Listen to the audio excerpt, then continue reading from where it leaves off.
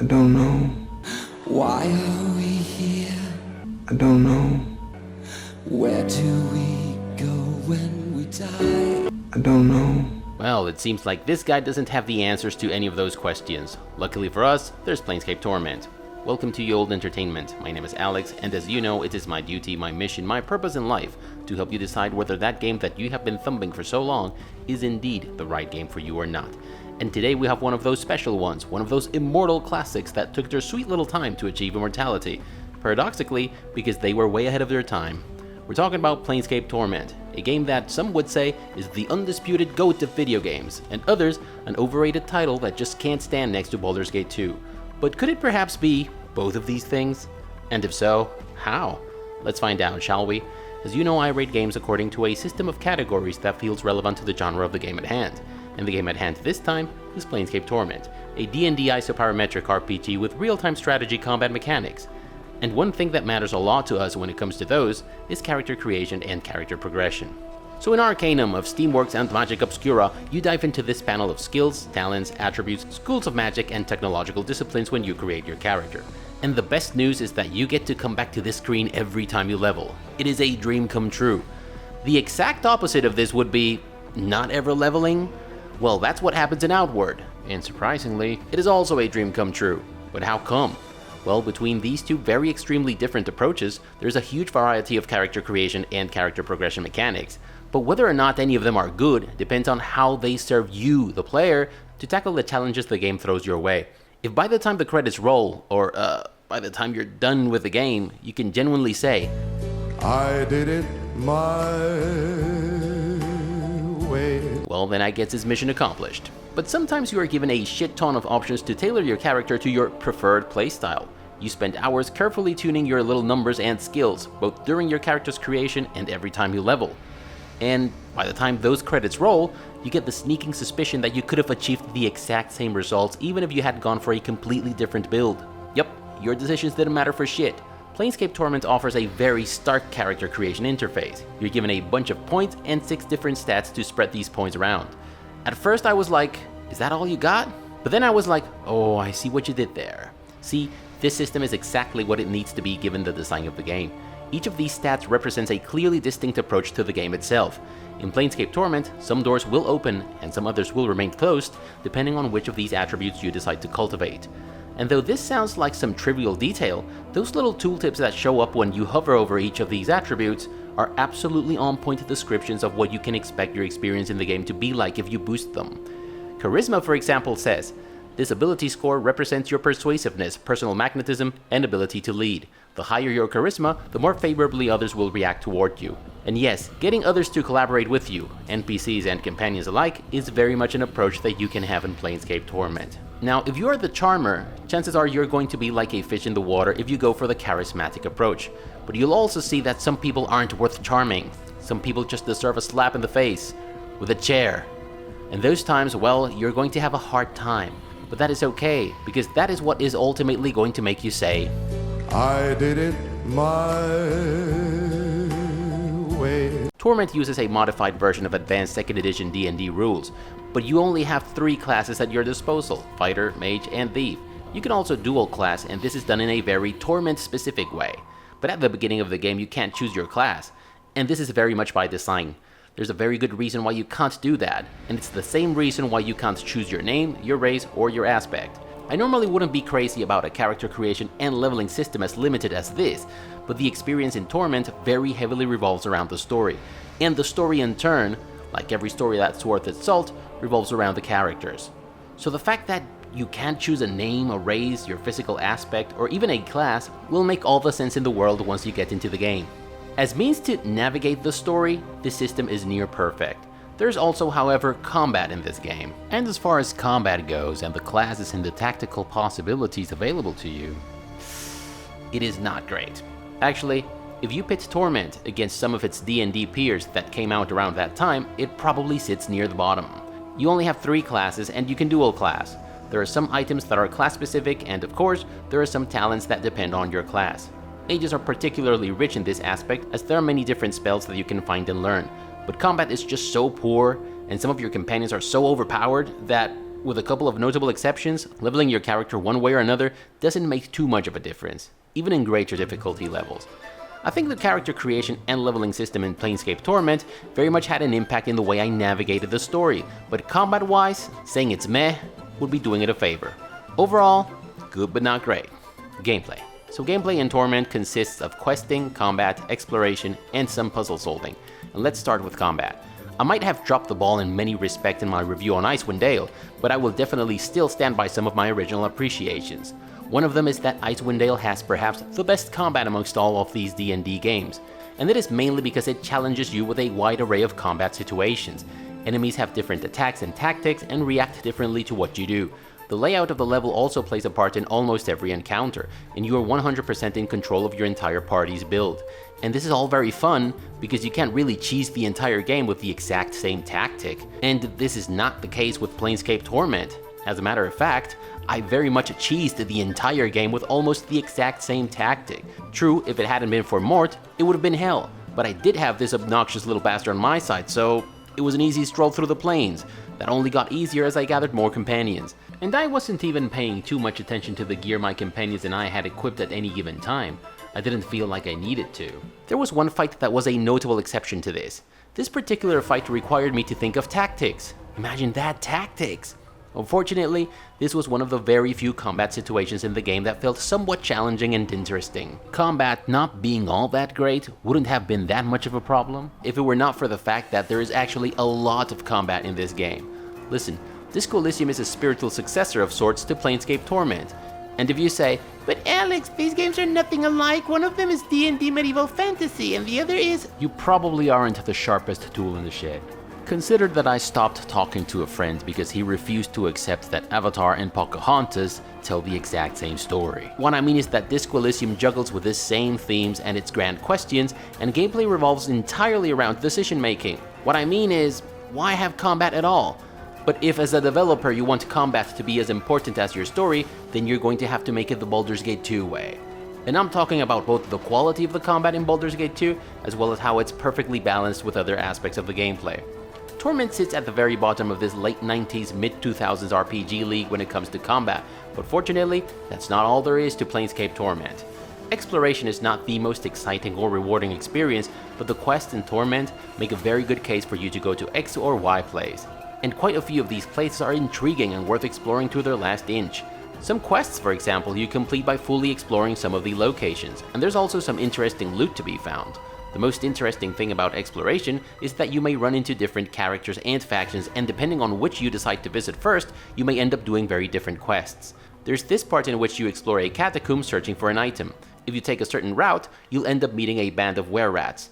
This faction will ask you to perform some quests for them, and depending on whether or not you want to side with them, and depending on your persuasive talents, you may end up doing their bidding or working against them. But if you take the opposite route, you'll end up entering the Dead Nations, a colony of undead beings that are trying to get by as best they can, away from a world who fears them. And they will ask you to do completely different things, some of which involve working against the were-rats.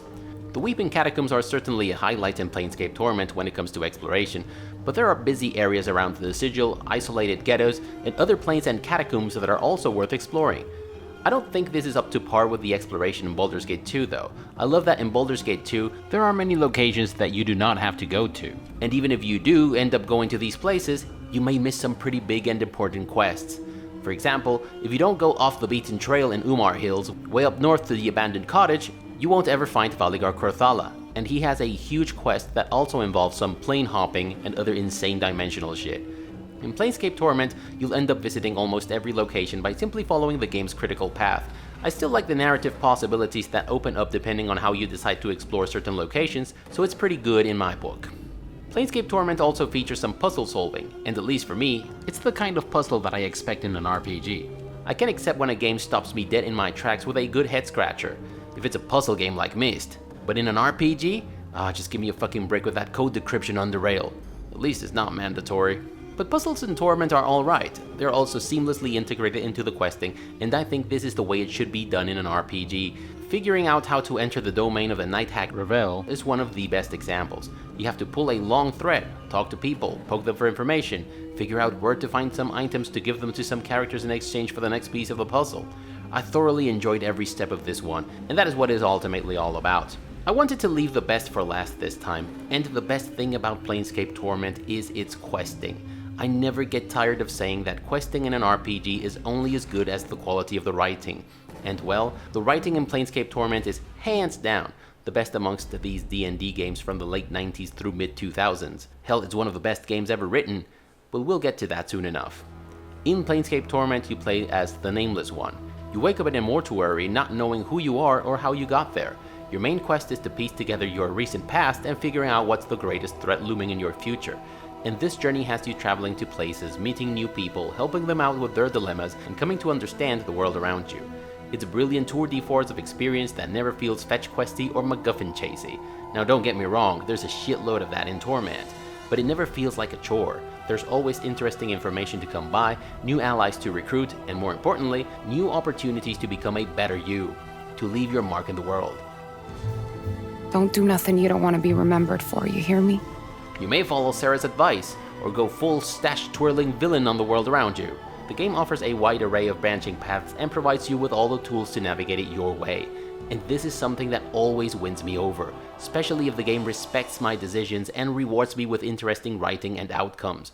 The gameplay in Torment isn't perfect, and I must admit that combat did get in the way of my fun from time to time. There are large chunks of the game that are entirely about combat and they go on for too long. And while it did get a little boring every now and then, when it was firing on all cylinders, it was one of those holy shit kind of games. And there are very few of those. Story and lore. This is the real score. Chris Avallone is a gifted writer, and this is his quintessential piece. Allow me to regale you with a little dissertation to illustrate why. The Good, the Bad, and the Ugly is often regarded as one of the best Western films that has ever been made. And while this scene is fucking timeless, not all of it has aged as gracefully. Why? Well, it's our fault, basically. Nowadays, all our names and surnames seem to start with Y. Are your two initials Y and Y? Because you are too wise. Too wise, my friend. We have just seen too many things. We've grown incredulous, smarter, and overall harder to impress. Nowadays, we don't need all this audiovisual innuendo to know that Blondie is going to save Tuco one last time. Dude, you foreshadowed this. We don't need this much buildup. And this is true of every form of communication and entertainment that tells a story. Take for example The Voice from Brazil, published in 1976. This book might have been jaw-dropping back in the 70s, but you'd have to be the king of naivety to attain the levels of suspension of disbelief this book requires nowadays. But there's movies, books, and a few select video games that will forever stand the test of time. And Planescape Torment is one of them, maybe even the best of them. But what makes it so? Well, ask yourself this question. What is this film, this book, this game about? If the film, the book, or the story-based game is good, this question can be answered in one sentence. What is The Godfather about? It's about a group of people with a strong sense of kinship from an old world that strive to survive in a new one. This concept is presented to us in a veneer of a story about a certain Michael Corleone, who goes from being a man who tries hard to distance himself from his family's practices and dealings, contradicting his father's will and his brother's expectations, to becoming the leader of the biggest crime family in the city.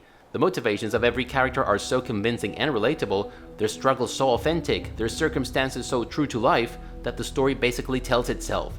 And in the process, it becomes a clever, unequivocal representation of how the mafia phenomenon slowly degenerated into organized crime. Planescape Torment tells the story of the Nameless One, a man who finds himself in a mortuary, not only not knowing why he's there or how he got there, but also clueless about who he is. Naturally, he has questions, and that is how the Nameless One embarks upon a journey to piece together his past. Finding out about what happened to him also leads to revelations about the kind of person he used to be before he died. But who the Nameless One was in past iterations of his life is not important. It's what he decides to do now with his life what counts. Or as the great wizard himself would put it, all we have to decide is what to do with the time that is given to us. every day is a clean slate and an opportunity to wake up and decide that you want to be a better person, a different kind of animal. But this is an opportunity that you can only take if you settled those steps from your past. The world around you is filled with dance partners, and even if your journey as a new person starts today, you must still make amends to those you have wronged if you wish to dance with any of them.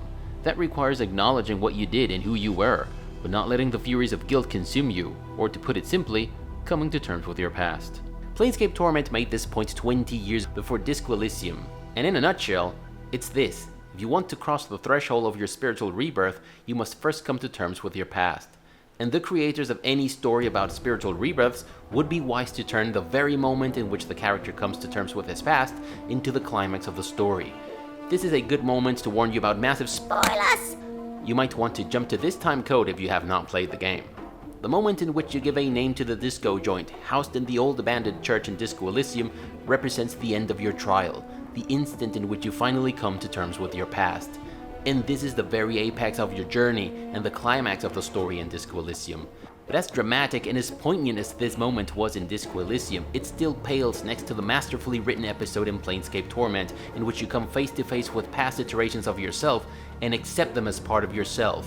Gameplay-wise, it is no accident that many of the dialogue options that are available to you throughout the game depend on your stats. The kind of person you choose to be will certainly determine the roads available to you, but most importantly, where they will end up taking you. In real life, growth is the only thing that allows you to course correct, and that's what the leveling in Planescape Torment is about.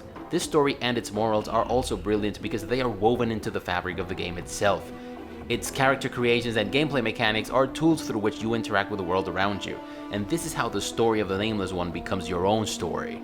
You, the player, may not be an immortal being dwelling in a fictitious interdimensional crossroad, but you are in control of this strange avatar and his decisions are ultimately yours to make. His fate is in your hands, and the mark he'll leave on the world is for you to decide.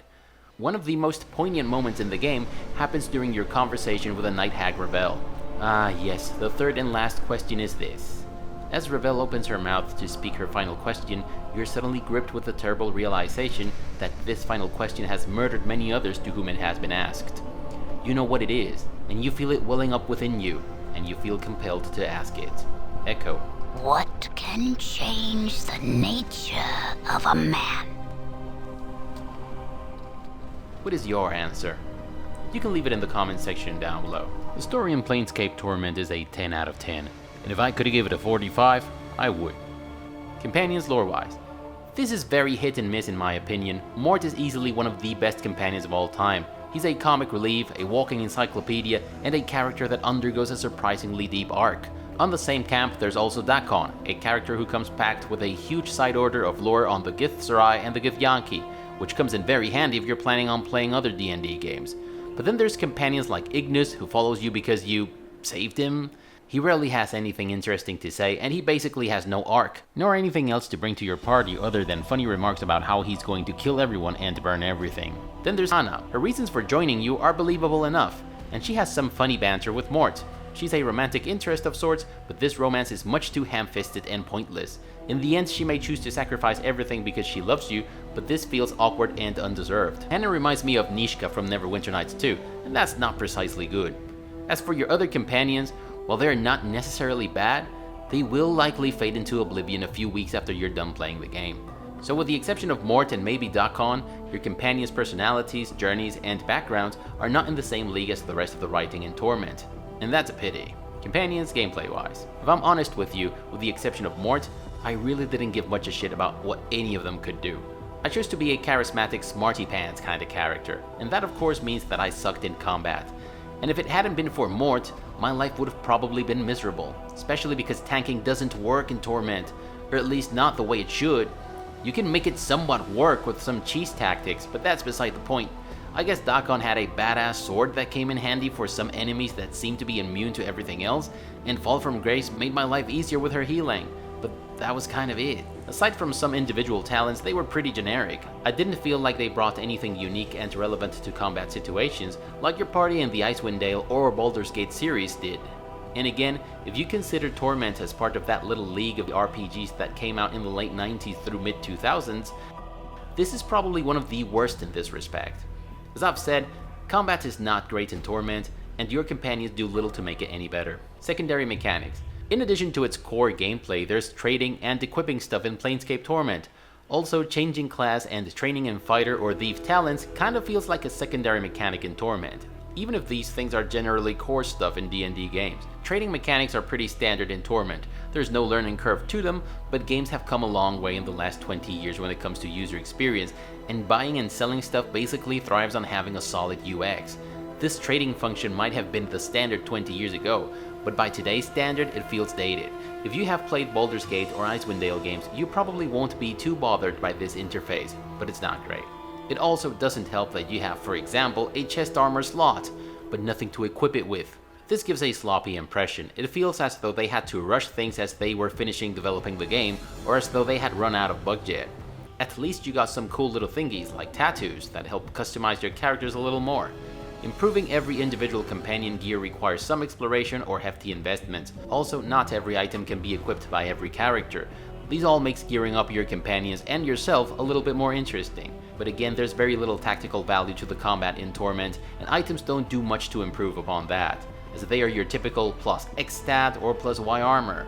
Secondary mechanics aren't great. Compared to today's standards, they're actually bad. But since this is not meant to be an important aspect of the game, it didn't grind my gears as it did in Divinity Original Sin 2, for example. Sound effects and mix. Ready. Why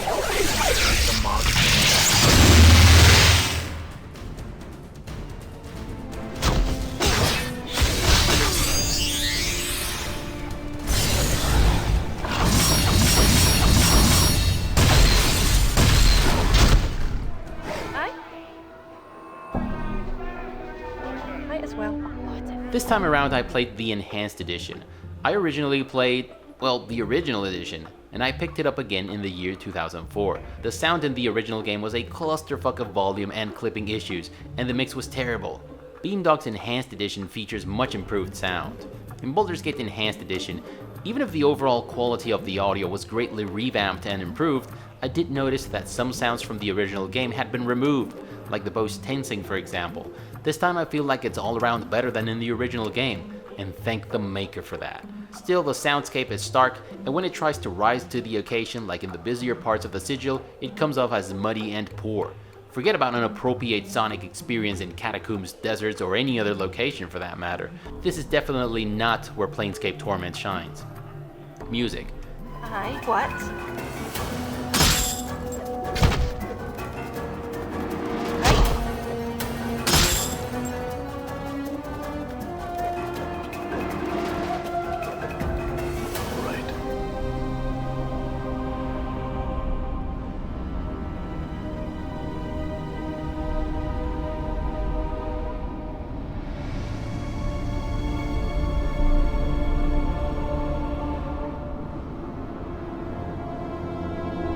It's good.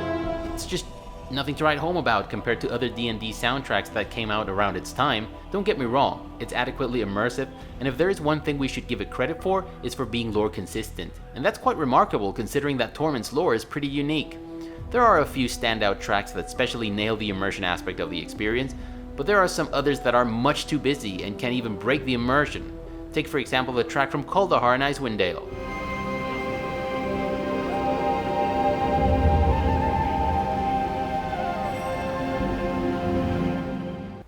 And compare it to the track from the Civic Fest Hall in Torment. Updated my journal.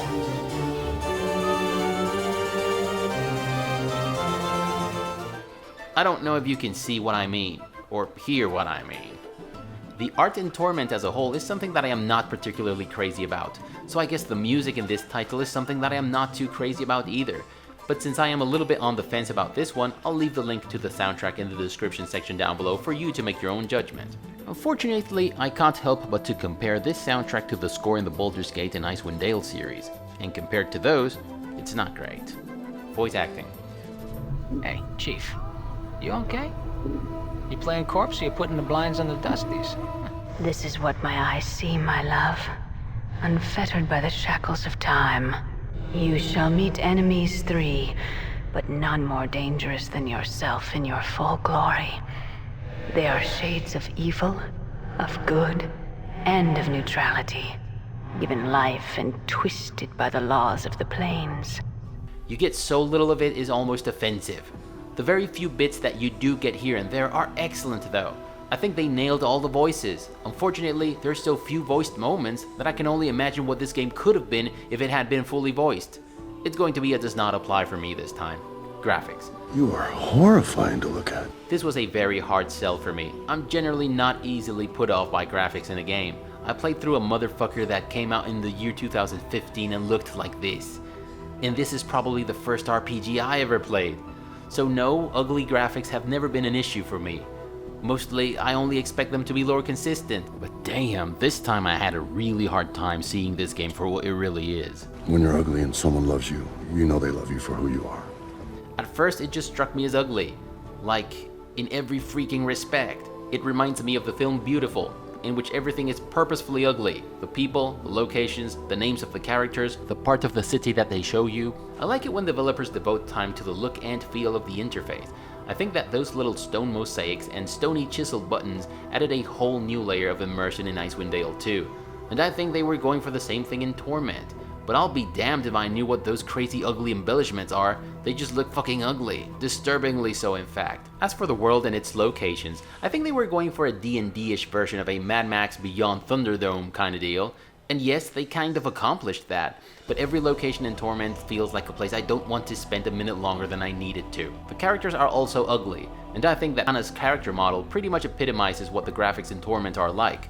I mean, this is the game's idea of an attractive female. I get it, it's lore consistent and pretty fucking unique when you come to think of it, but there's just something about it that I can't quite put my finger on that I find off-putting. At least the Enhanced Edition delivers a sweet high-resolution full-screen 16:9 experience that takes Planescape Torment with all its ugliness to the next level. Performance and stability. The original game had a few issues. I particularly found the Nameless One's unintended breakdancing game-breakingly irritating, but I think Beamdog did a fine job polishing the experience.